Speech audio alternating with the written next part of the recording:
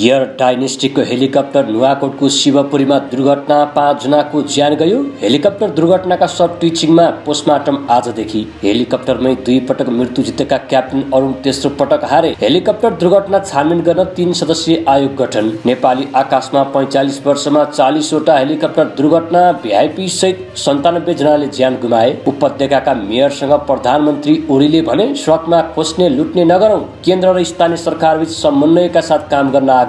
कांग्रेस केन्द्रीय समितिमा 100 दिने सांगठनिक अभियान चलाउने प्रस्ताव। 2084 अघि प्रधानमन्त्री नबन्ने प्रचण्डको घोषणा। टीआरसी विधेयक साउन 29 गते पास गर्ने तयारी। मधेस सरकारको जम्बो मन्त्रीमण्डल विरुद्ध जनकपुरमा कुर्सी जुलुस। कार्य सम्पादनमा 57 जिल्ला प्रशासन कार्यालयले ल्याए 90 भन्दा बढी अङ्क। कुन जिल्ला कस्तो, पुरै अपडेट आजको समाचारमा। बागलुङको बडीगार्डमा पहिरोमा एकको शव फेला पर्यो, 3 जना अझै बेपत्ता। बाँदर नियन्त्रणका लागि दीर्घकालीन समाधान खोज्न सरकारलाई कृषि समितिको निर्देशन। 20 जना बिचौलियाले देश चलाएको भन्दै फाँसी दिनुपर्ने सांसद अमरेश कुमारको माग। भन्छन् लेखा समितिको सभापतिबाट ऋषिकेश पोखरेललाई हटाउनु पर्छ। राज्यका निकायमा दलितलाई बेवास्ता गरिएको भन्दै माइती घरमा हात खुट्टामा नेल लगाएर धरना। के घर के ड्राको सिक्वेलमा केकी र उपासना अनुबन्धित। मिस्टर नेपाल 2024 का 38 जना फाइनलिस्ट छन्। अन्तर्राष्ट्रिय बजारमा कच्चा तेलको मूल्य 7 महिना यताकै न्यून बिन्दुमा। काबा वुमन्स लिगको उपाधि भारतलाई। नेपाल फेरि पनि उपविजेतामै सीमित।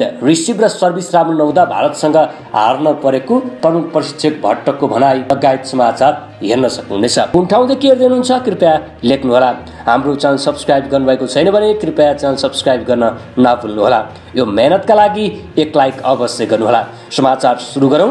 नुवाकोटको शिवपुरी गाउँपालिका वार्ड नम्बर 7 सूर्यचौरमा एयर डाइनेस्टीको हेलिकप्टर दुर्घटना हुँदा 5 जनाको ज्यान गएको प्रसङ्गबाट।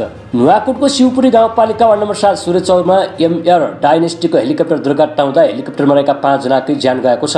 बुधबार दिउँसो 1:54 त्रिभुवन विमानस्थलबाट 4 जना चिनिया यात्रु लिएर रसुवाको स्यापुर बेसीका लागि उडेको हेलिकप्टर उडेको 3 मिनेटमै सम्पर्कविहीन भएको थियो। हेलिकप्टर शिवपुरी 7 सूर्यचौर डाँडामा खसेर आग लागि भएपछि प्रहरी र स्थानीय बासिन्दाले पुगेका थिए। प्रहरी पुग्दा 5 जनाकै ज्यान गएको नुवाकोटका प्रहरी उपरीक्षक एसपी शान्तिराज कोइरालाले जानकारी दिएका छन्। क्याप्टेन अरुण मल्लले उडाएको हेलिकप्टरमा चिनिया नागरिकहरू जुताङ ताङ, ताइली युवाङ, बु र जेमिङ जी रहेका थिए। प्रत्यक्षदर्शीका अनुसार हेलिकप्टर रुखमा ठोकिएर आगो लाग्दै झरेको थियो। बुधबार दिउँसो एयर डाइनेस्टीको हेलिकप्टर दुर्घटनाबाट ज्यान गुमाएकाको सब त्रिभुवन शिक्षण अस्पतालमा राखिएको छ। काठमाडौँबाट स्याप्रविसीका लागि उडेको हेलिकप्टर नुवाकोटको शिवपुरीमा दुर्घटना हुँदा 5 जनाको ज्यान गएको थियो।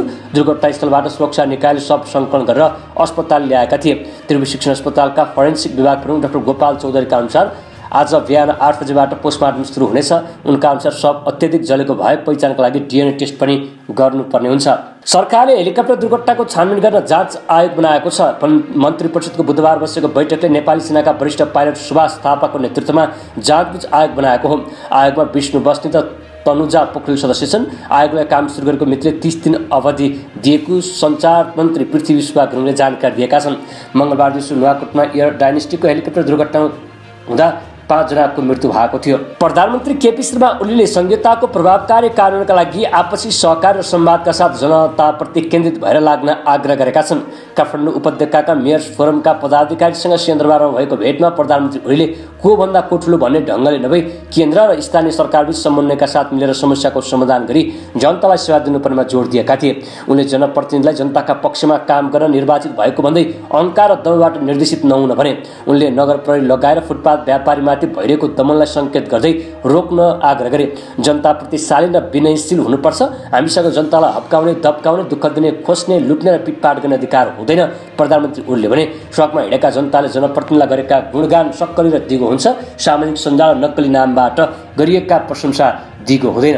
नेकपा माओवादी केन्द्रका अध्यक्ष पुष्पकमल दाहाल प्रचण्डले प्रतिनिधि सभाको चालु कार्यकालमा आफू अब प्रधानमन्त्री बन्ने प्रयास नगर्ने बताएका छन्। हुम्ला काठमाडौँ सम्पर्क समन्वय समितिले काठमाडौँमा आयोजना गरेको कार्यक्रमलाई सम्बोधन गर्दै प्रचण्डले 2084 सम्म आफू प्रधानमन्त्री बन्ने प्रयास नगर्ने बताएका हुन्। कतिपय लाग्ला मौका मिल्यो भने प्रचण्ड फेरि प्रधानमन्त्री बन्न गइहाल्छ। तपाईँहरूलाई म भन्छु अब म प्रधानमन्त्री यो कार्यकाल हुन्न, प्रचण्डले भने। सरकारमा जान आफूलाई अहिले हतार गर्नु नरहेको भन्दै उनले थपे 2084 सम्म जनतामा जाने, पार्टी नै बनाउने र पार्टीलाई जिताएर नै छाड्ने सङ्कल्प मैले लिएको छु। प्रधानमन्त्री पुग्यो अहिलेलाई। प्रचण्डको यो भनाइ तपाईँलाई कस्तो लाग्यो? कृपया आफ्नो विचार तलको कमेन्ट बक्समा कमेन्ट गर्न नभुल्नुहोला। नेपालमा 2036 सालमा 40 वटा हेलिकप्टर दुर्घटना भएका छन्। बुधबारको समेत गरी 45 वर्षमा नेपाली आकाशमा 40 वटा हेलिकप्टर दुर्घटना भएका हुन्। बुधबार नुवाकोटमा एयर डाइनेस्टिक हेलिकप्टर दुर्घटना भएको छ। 4 जना चिनिया नागरिक बोकेर उडेको एयर डाइनेस्टिक हेलिकप्टर उडान गरेको 3 मिनेटमै काठमाडौँ टावरसँग सम्पर्क विच्छेद भएको थियो। उक्त हेलिकप्टर नुवाकोटको शिवपुरी गाउँपालिका 7 सूर्यचौरमा दुर्घटनामा परेको थियो। एयर डाइनेस्टिकको कल साइन 9NHD रहेको हेलिकप्टरमा 4 जना चिनिया नागरिकसहित नेपाली पाइलट थिए। हालसम्म भएका 40 दुर्घटनामध्ये 22 वटा दुर्घटनामा 97 जनाले ज्यान गुमाएको नागरिक उड्डयन प्राधिकरणको तथ्याङ्क छ। बाँकी 18 वटा दुर्घटना मानवीय क्षति भने भएनन्। नेपाली कांग्रेसको जारी केन्द्रीय समिति बैठकमा महामन्त्री गगन थापाले 100 दिने साङ्गठनिक अभियान चलाउने प्रस्ताव गरेका छन्। बुधबार सुरु भएको बैठकमा महामन्त्री थापाले भदौ 15 देखि मक्सिर 25 सम्म साङ्गठनिक अभियान चलाउने प्रस्ताव दर्ता गराएका हुन्। त्यसका साथै महामन्त्री थापाले राष्ट्रिय सहमतिको सरकार गठनका लागि भएको सहमतिमा पनि छलफल गर्नुपर्ने प्रस्ताव गरेका छन्। अनुशासनको कारबाहीका लागि भएका सिफारिस, पार्टीका विभिन्न तहमा रिक्त स्थानमा पदपूर्ति, जनसम्पर्क समिति लगायतमा पनि छलफल गर्नुपर्ने उनको प्रस्ताव छ। भातृसङ्घ, शुभेच्छक संस्था, निर्देशन समिति लगायत कार्य सम्पादनका निर्णय सम्बन्धमा क्रियाशील सदस्यता वितरण, नवीकरण प्रक्रिया सम्बन्धमा पनि थापाले प्रस्ताव गरेका छन्। त्यसका साथै नियमावली संशोधन प्रस्ताव, जनप्रतिनिधि कार्य सम्पादन निर्देशिका 2081 लगायत 20मा पनि थापाको प्रस्ताव रहेको छ। 3 दलीय कार्यदलले सङ्क्रमणकालीन न्याय सम्बन्धी विधेयकमा जुटाएको सहमति शीर्ष नेतालाई बुझाएको छ। लगत्तै कानुन, न्याय तथा मानवाधिकार समितिको बैठक आज बोलाइएको छ। नेताहरूका अनुसार 29 साउनको प्रतिनिधि सभा बैठकबाट विधेयक पास गर्ने तयारी छ। 25 फागुन 2079 संसदमा दर्ता भएको बेपत्ता पारिएका व्यक्तिको छानबिन, सत्य निरूपण तथा मेलमिलाप ऐनलाई संशोधन गर्न भनेको विधेयक कानुन, न्याय तथा मानवाधिकार समितिमा विचाराधीन छ। समितिले बनाएको उपसमितिले विधेयकका धेरै विषय टुङ्ग्यायो, तर 4 विषयमा शीर्ष नेताहरूको सहमति खोज्यो। शीर्ष नेताहरूले भने 13 असारमा 3 दलका एक नेता रहेको कार्यदल बनाए। कार्यदलले 4वटै विवादित विषयमा सहमति जुटाएर बुधबार प्रतिवेदन बुझाएको छ। कार्यदलले मानवाधिकारको गम्भीर उल्लङ्घनमा नियतपूर्वक वा स्वेच्छाचारीपूर्वक गरिएको हत्या, आर्बिट्ररी किलिङलाई राख्ने सहमति जुटाएको छ। मानवाधिकारको गम्भीर उल्लङ्घनका घटनामा घटी सजाय गर्ने सहमति भए पनि आधार र कारण खुलाएर सजाय कम गर्न सक्ने व्यवस्था गर्ने कि प्रतिशत तोक्ने भन्ने विवाद थियो। त्यसमाथि छलफल गरेर बिहिबार नै पास गर्ने तयारी सरकार र दलहरूको छ। समितिले नै आज नै विधेयकको प्रतिवेदन पास गरेर साउन 29 गते बस्ने प्रतिनिधि सभाको बैठकमा पेश गर्ने समिति सभापति विमला सुवेदीले जानकारी दिएकी छिन्। मधेस सरकारले 20 सदस्यीय मन्त्रीमण्डल बनाएको विरोधमा जनकपुरमा कुर्सी जुलुस प्रदर्शन गरिएको छ। जनता समाजवादी पार्टी, जसपा नेपाल, निकट समाजवादी युवा सङ्घ र विद्यार्थी युनियन नेपालले कुर्सी जुलुस प्रदर्शन गरेका हुन्। जनकपुरको रामानन्द चोकबाट कुर्सी जुलुस नगरको विभिन्न भागमा प्रदर्शन गर्दै जनक चोकमा पुगेर कोर्ट सभामा परिणत भएको हो। उनीहरू मुख्यमन्त्रीको राजनिवासमा आएका थिए। मुख्यमन्त्री सतीश कुमार सिंहले मङ्गलबार 5 राज्यमन्त्री थप गर्दै अहिलेसम्मकै ठुलो 20 सदस्यीय मन्त्रीमण्डल बनाएका थिए, जसको चौतर्फी आलोचना भइरहेको छ। तपाईलाई मध्य प्रदेश सरकारको मन्त्रीमण्डल विस्तार कस्तो लागिरहेको छ? कृपया आफ्नो विचार तलको कमेन्ट बक्समा कमेन्ट गर्न नभुल्नुहोला। बागलुङको बडीगाड गाउँपालिका 10 आरुपाटामा मङ्गलबारको पहिरोले घर भत्किँदा पुरिएर बेपत्ता भएका 4 जना मध्ये 1 जनाको शव फेला परेको छ। बडीगाड गाउँपालिका 10 स्थित 3 वर्षीय आरुष थापाको दिउँसो शव फेला परेको सहायक प्रमुख जिल्ला अधिकारी चित्राङ्गत बरालले जानकारी दिएका छन्। बरालका अनुसार पहिरोले भत्किएको घर खोतल्ने क्रममा थापाको शव भेटिएको हो। उनीसँग एउटै घरमा पहिरोले पुर्दा मृत्यु हुनेको सङ्ख्या 7 पुगेको छ। पहिरोमा परि अझै 3 जना बेपत्ता भएका छन्।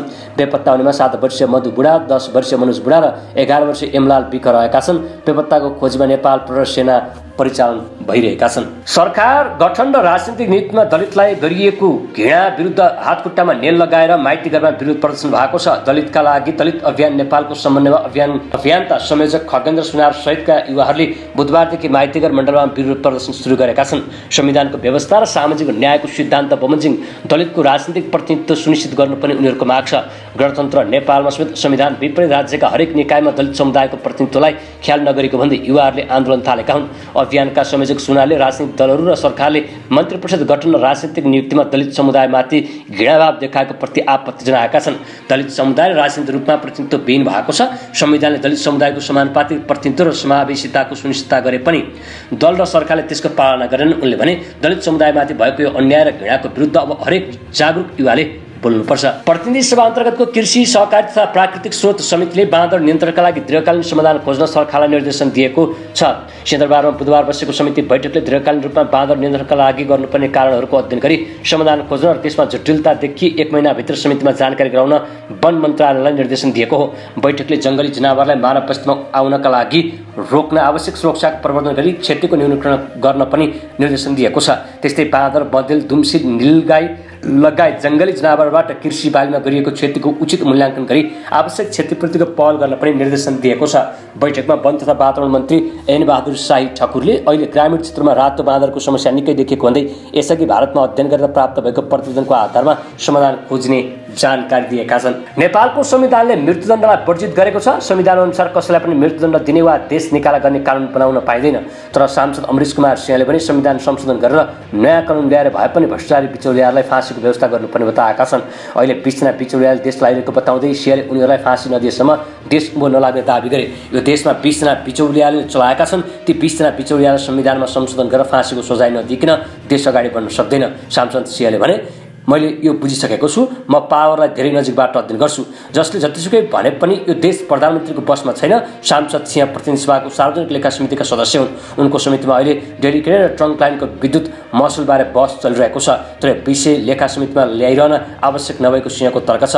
बरु लेखा समितिका सभापति प्रतिपक्षी दलबाट हुनुपर्ने भन्दै सिंहले एमाले सांसद एवं समितिका सभापति ऋषिकेश पोखरेलको लेखा समितिको सभापतिबाट हट्नुपर्ने माग गरेका छन्। मिस्टर नेपाल 2024 का 38 जना फाइनलिस्ट तय भएका छन्। देशभर आयोजित अडिसनबाट छनौट भएका उनीहरू अहिले प्रशिक्षणमा जुटेका छन्। छानिएका प्रतियोगितामा विशेष खड्की, पीयूष श्रेष्ठ, नमराज परसाई, आयुष दाहाल, सृजल साक्य, सत्यम पाठ, शक्कर बाजमाई, काठमाडौँ अग्रज श्रेष्ठ, सुनारी सत्यनारायण जोशी चौधरी नेपालगञ्ज, राहुल रावल कैलाली, मणि निरौला झापा, आयुष बमजन उमङ्ग आचार्य हेटौडा, योगेश श्रेष्ठ भक्तपुर, एमडी अन्दान हलवाई विश्व बराइली नेपालगञ्ज छन्।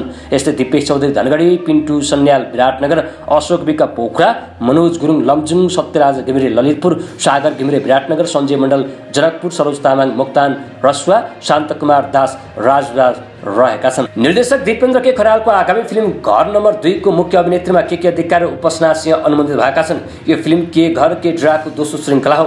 दुवै अभिनेत्रीसँग निर्माताले लिखित सम्झौता गरेको जनाइएको छ। गत वैशाखमा बक्सी घर सुपरहिट भएपछि केकीले होम प्रोडक्सन बाहिरको फिल्ममा पहिलोपटक काम गर्न लागेकी हुन्। खुस्माको छायाङ्कन सकिएपछि उपासनाको यो नयाँ फिल्म हुनेछ। यसअघि यो फिल्ममा अभिनेता खगेन्द्र लामिछाने, निश्चल बस्नेत र आरएन सिग्देल अनुमोदित भइसकेका छन्। यो सोसल ड्रामाको छायाङ्कन साउन 25 गतेदेखि सुरु हुने जनाइएको छ। बुद्धिसागर लेखेको कथामाथि खनालले निर्देशन गर्न लागेका छन्। छायाङ्कन काठमाडौँमा गर्ने तयारी छ। ए+ इन्टरटेनमेन्ट र नटराज क्रिएसनको ब्यानरमा फिल्म निर्माण हुन लागेको हो। फिल्मलाई यसै वर्ष रिलिज गर्ने तयारी गरिएको निर्माताले जनाएका छन्। अब अन्तर्राष्ट्रिय समाचार। अन्तर्राष्ट्रिय बजारमा कच्चा तेलको मूल्य 7 महिना यताकै न्यून बिन्दुमा झरेको छ। संसारभर पेट्रोलियम पदार्थको मागमा आएको कमी र संयुक्त राज्य अमेरिकामा आर्थिक मन्दीको डरले कच्चा तेलको भाउ घटिरहेको समाचार संस्था रोइटर्सले जनाएको छ। यस्तै मध्यपूर्वमा बढ्दो द्वन्द्वको खतराले सङ्केतले पनि भाउ घट्न मद्दत गरेको छ। गएको हप्ता हमास र हिजबुल्लाह लडाकु समूहका वरिष्ठ सदस्यहरूको हत्यापछि इरान र यसका सहयोगीहरूले इजरायलमा आक्रमणको तयारी गरेका छन्। इरान र इजरायलबीच युद्ध भएमा मध्यपूर्व सिधै युद्धमा धकेल्ने, बाँकी विश्व पनि अप्रत्यक्ष रूपमा युद्धको हिस्सा बन्ने भएकाले तेलको भाउ घटिरहेको हो। अन्तर्राष्ट्रिय बजारमा कच्चा तेलको भाउ प्रति ब्यारेल $73.67 झरेको छ। हिजो र अस्तिको तुलनामा आज भाउ बढे पनि अझै 7 महिना यताकै तहमा रहेको समाचारमा जनाइएको छ। अब खेल समाचार। नेपाललाई हराउँदै भारतले काबा महिला भलिबल नेसनल लिगको उपाधि जितेको छ। काठमाडौँको त्रिपुरेश्वरमा रहेको राष्ट्रिय खेलकुद परिषद राकेपाको कबड हलमा भएको फाइनलमा भारतले नेपाललाई 3-2 को सेटमा हरायो। नेपालले पहिलो सेट 25-23 ले जितेको थियो। यस्तै दोस्रो सेट भारतले 25-14 ले जित्यो। यसैगरी तेस्रो सेट नेपालले 25-22 ले जित्दा चौथो सेट भारतले 25-21 ले जित्यो। त्यसपछि अन्तिम सेट 15-5 ले जित्दै भारतले उपाधि जितेको हो। नेपाल इरानलाई हराउँदै र भारत श्रीलङ्कालाई हराउँदै फाइनलमा पुगेका थिए। लिग स्तरमा नेपालले भारतलाई 3-2 को सेटमा हराउँदै ऐतिहासिक जित निकालेको थियो। महिला भलिबलमा भारतमाथि नेपालको त्यो पहिलो जित थियो। प्रतियोगितामा नेपाल, भारत, श्रीलङ्का र इरान, मालदिभ्स गरी 5 वटा देश सहभागी भएका थिए। हेर्दै गर्नुहोला बीजीएम खबर। नमस्कार।